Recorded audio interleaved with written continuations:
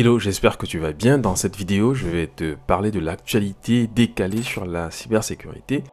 Si c'est ta première fois ici, je travaille dans la sécurité informatique depuis quelques années et je partage avec toi des astuces dans ce domaine. Allez, c'est parti. Le 13 mai dernier, les experts en cybersécurité de Kaspersky ont découvert une campagne menée par le groupe de hackers nord-coréen Lazarus au cours de laquelle une faille 0D de Google Chrome, déjà corrigée et répertoriée sous le nom de CVE 2024-4947, est exploitée par l'intermédiaire du faux jeu de Tank Zone, une copie frauduleuse du jeu légitime Défi Tankland qui vise les utilisateurs de crypto-monnaies.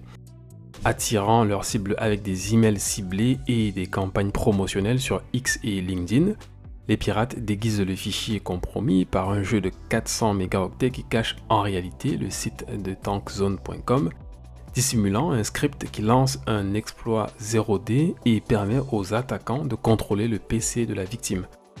En plus d'utiliser cette faille pour déployer le compilateur JIT Maglev, corrompre la mémoire du navigateur et accéder à l'ensemble du processus Chrome, les pirates ont utilisé une autre vulnérabilité pour pouvoir exécuter du code à distance par l'intermédiaire d'un shellcode de reconnaissance.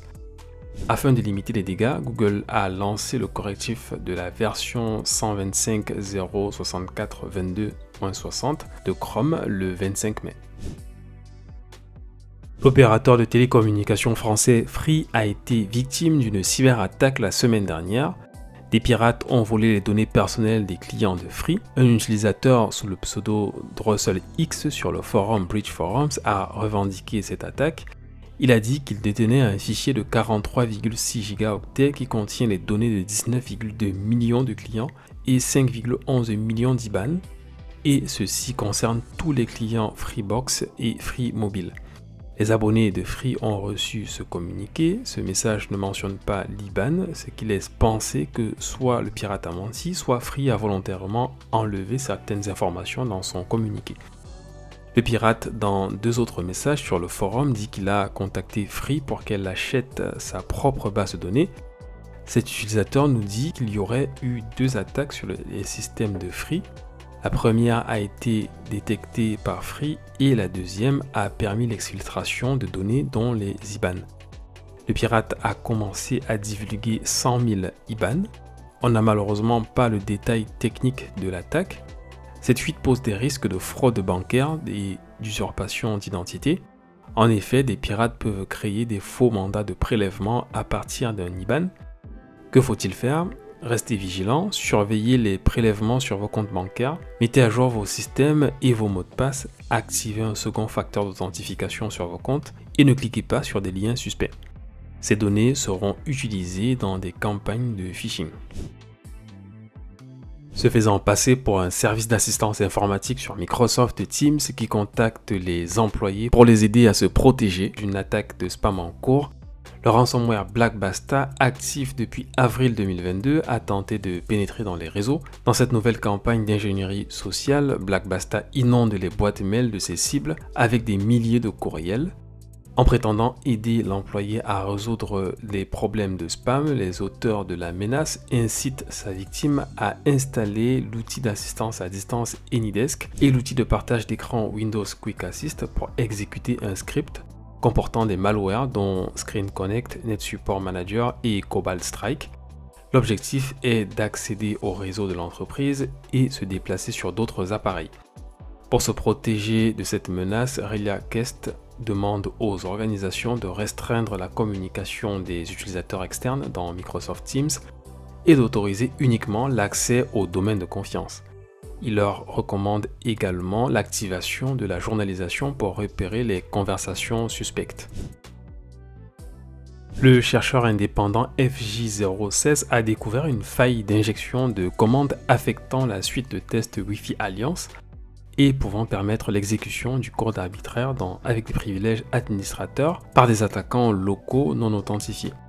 Cette vulnérabilité, baptisée CVE 2024-41-992, est présente dans les routeurs FMIM G51AX000J et la vulnérabilité a été signalée à la Wi-Fi Alliance en avril 2024. En plus de découvrir la faille, FJ016 a aussi mis à disposition une preuve de concept pour l'exploiter.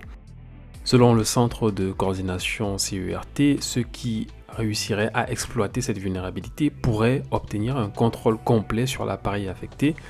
Les pirates peuvent changer les paramètres du système, réinitialiser l'appareil ou déséquilibrer les services critiques du réseau. Vu qu'aucun correctif n'a été délivré par le fabricant de routeurs taïwanais, il est conseillé aux autres fournisseurs utilisant le Wi-Fi Test Suite de supprimer le programme des appareils de production ou d'effectuer une mise à jour vers la version 9.0 ou une version ultérieure. Selon Alon Leviev de SafeBridge, un nouveau contournement de la signature des pilotes Windows peut permettre à des acteurs malveillants d'installer des rootkits dans le noyau.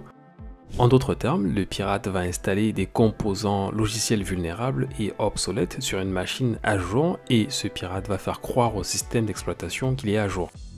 Microsoft a rejeté le signalement de Leviev en indiquant que le problème de prise de contrôle des mises à jour ne dépassait pas une limite de sécurité définie, même s'il était possible d'exécuter le code du noyau en tant qu'administrateur.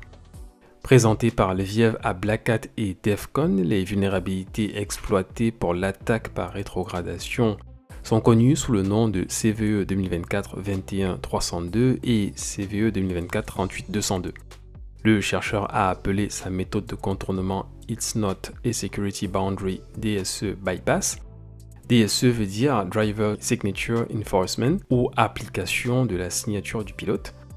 En plus de ces vulnérabilités, Windows doit aussi faire face au problème de la prise de contrôle de Windows Update qui n'a pas été corrigé. Windows a affirmé qu'il est en train de développer activement des mesures d'atténuation pour se protéger contre ces risques. Voilà, c'est tout pour cette actualité décalée sur la cybersécurité. N'oublie pas de liker et de t'abonner pour recevoir la prochaine actu. On se retrouve bientôt pour une nouvelle vidéo. En attendant, je te recommande cette vidéo.